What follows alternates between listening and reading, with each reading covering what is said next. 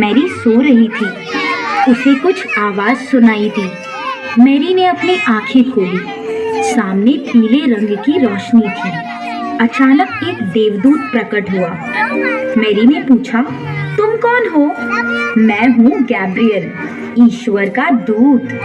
Mary, चिंता मत करो, ईश्वर ने तुम्हारे लिए एक संदेशा भेजा है। उसने तुम्हें एक महान काम के लिए चुना है। मुझे ये सुनकर खुशी हुई कि ईश्वर ने मुझे किसी महत्वपूर्ण काम के लिए चुना है। मैं तैयार हूँ। बहुत जल्द तुम्हें एक बेटा होगा। तुम्हारा बेटा ईश्वर पुत्र जीसस के नाम से जाना जाएगा। वो लोगों के लिए महान काम करेगा। बेटा, ये कैसे संभव है? मेरी तो अभी शादी नहीं हुई। मैरी को धक्का लगा, पर वो शांत रही।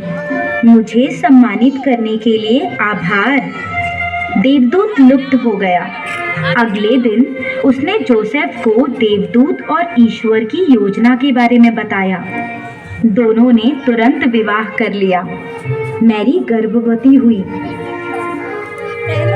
नाजरत के राजा ने नए नियम घोषित किए। राजा अपनी प्रजा की जनगणना करना चाहता था। जोसेफ बेथलेम नाम के दूसरे गांव से था। मैरी और जोसेफ ने तय किया कि वो बेथलेम जाएंगे। नाजरत से बेथलेम का सफर काफी लंबा था। दोनों कई दिनों तक लगातार चलते रहे। गर्भवती मैरी के लिए वो सफर बड़ा ही कठिन था।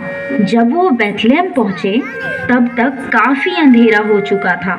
गांव लोगों से भरा हुआ था। जोसेफ ने मैरी को एक पेड़ के नीचे बिठाया और वो रात बिताने के लिए कोई जगह खोजने चला गया।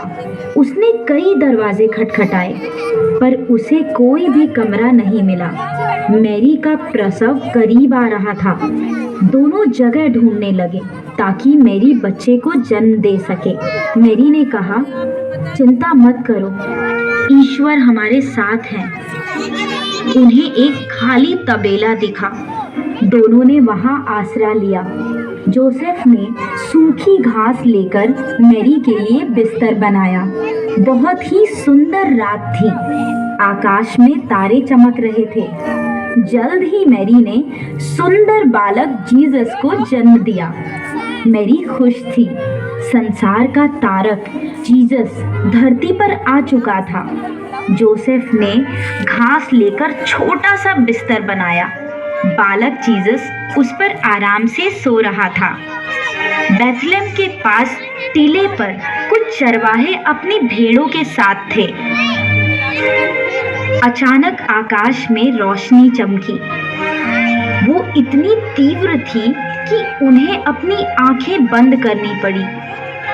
जब उन्होंने आंखें खोली, वहां एक सुंदर देवदूत खड़ा था।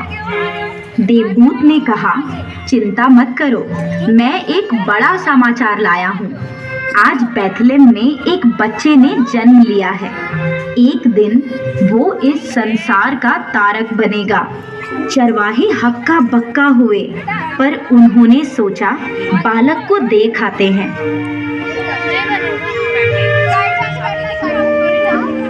जब वो बेथलेम पहुंचे, उन्होंने तबेले में मैरी, जोसेफ और बालक जीसस को देखा। वो जीसस के सामने झुक गए। उनका कलेजा खुशी से भर गया।